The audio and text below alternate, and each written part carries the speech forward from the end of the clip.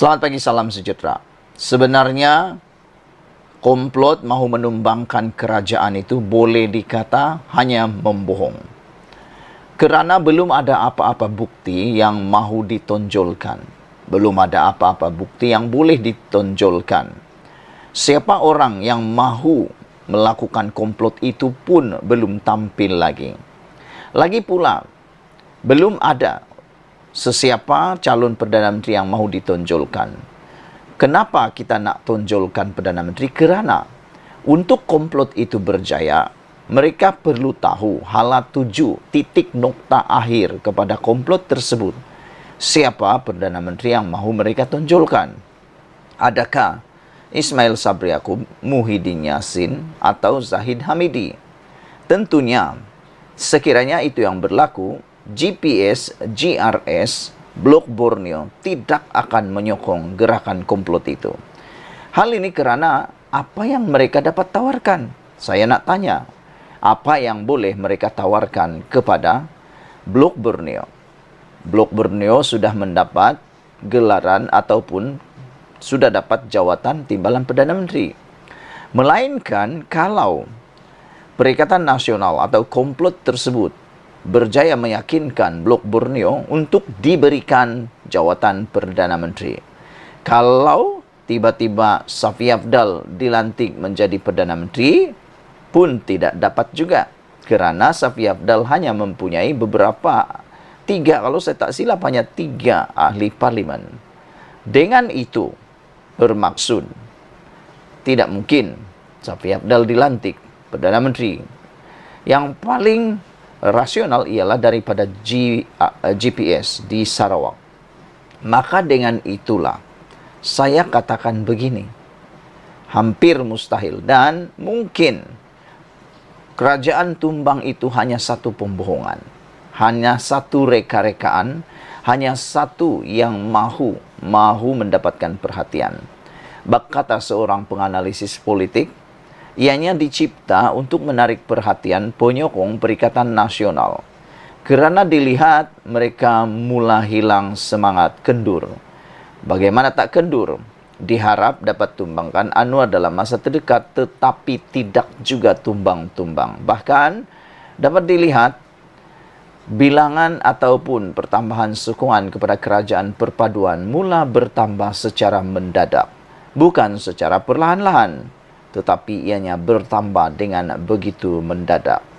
Ramai sudah mula meyakini kepimpinan kerajaan perpaduan yang diterajui oleh Anwar Ibrahim bersama Barisan Nasional dan Blok Borneo serta yang lain. Jadi, mula ramai penyokong-penyokong Perikatan Nasional mula menjadi di atas pagar dan tidak kurang juga yang mula beralih kepada kerajaan yang ada sekarang. Apabila mereka berdiri di atas pagar, ini dapat dilihat pasti bagi pemimpin-pemimpin yang ada dalam Perikatan Nasional, mereka sudah dapat melihat, mereka dapat menghidup perkara itu. Jadi mereka perlu mencari satu wadah, satu cara untuk menarik kesokongan, menarik semula perhatian, semangat, motivasi, terutama menjelang PRN yang akan diadakan tak lama lagi ini, untuk menarik semula sokongan para pengundi yang di atas pagar ini. Oleh sebab itulah, saya kata bahawa kata-kata kerajaan mau ditumbangkan ini sebenarnya hanyalah satu pembohongan belaka dan hanya satu persepsi untuk sabotaj kerajaan.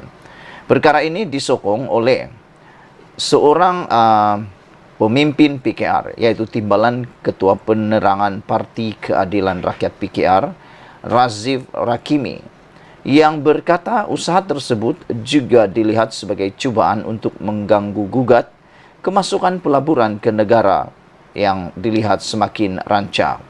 Isu tumbang kerajaan sengaja dimainkan oleh Perikatan Nasional PN bagi mensabotaj usaha untuk memulihkan ekonomi negara selepas krisis semasa pandemik. Menurut beliau, keyakinan pelabur dari negara luar terhadap kepimpinan kerajaan perpaduan dan keyakinan jaminan perkembangan pesat ekonomi sepatutnya disambut baik kedua-dua belah pihak termasuk pembangkang. Namun apa yang berlaku, pembangkang cuba merosakkan pembangunan ekonomi negara selepas mereka sendiri gagal ketika berusaha. Sejak pilihan raya umum ke-15 sehingga hari ini, pelbagai usaha cuba dilakukan oleh Perikatan Nasional dan PAS untuk menumbangkan kerajaan perpaduan melalui cara pintu belakang seperti yang pernah dilakukan ketika itu, yaitu langkah Sheraton. Bukan sahaja pakar, malah rakyat juga berpendapat usaha ini tidak akan berhasil, memandangkan kerajaan hari ini sangat gagah, sangat kukuh. Bukan sahaja dari segi jumlah, malah hubungan dalaman parti sangat baik tanpa boleh diganggu-gugat, kata beliau.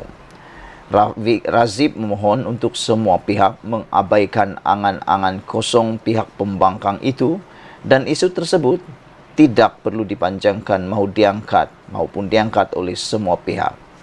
Jelasnya, Perikatan Nasional dan PAS perlu menjadi pembangkang berkualiti dengan mengangkat isu rakyat dan bukannya sibuk menggulingkan kerajaan dengan cara yang kotor. Saya mengambil contoh isu air di Kedah, Kelantan dan Terengganu yang dilihat semakin teruk. Terdapat kawasan yang tidak ada bekalan air termasuk pada hari raya. Masalah air kotor yang tidak berpenghujung walau kerajaan pusat telah memberi peruntukan besar untuk menyelesaikan isu ini.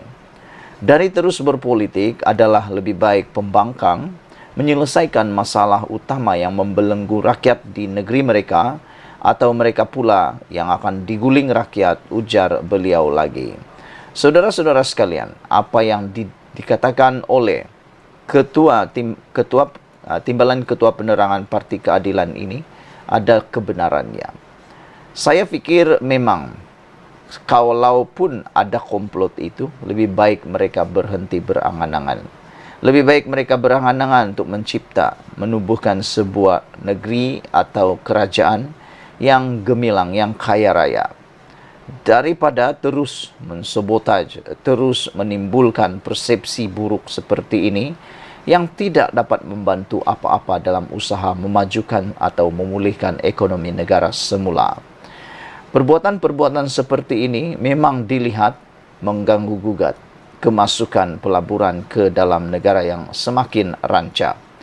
Lagi pula, kalau memang mahu menumbangkan kerajaan ini, tunggulah dulu nanti pada pilihan raya akan datang. Rakyat sudah dapat melihat, rakyat sekarang bukan sudah bodoh-bodoh. Rakyat sekarang pintar-pintar, tahu membezakan bila waktu berjuang dan bila waktu untuk bekerja. Sekian dulu untuk kali ini. Jangan lupa tinggalkan komen Anda. Sila tekan butang subscribe. Kita jumpa lagi. Bye-bye.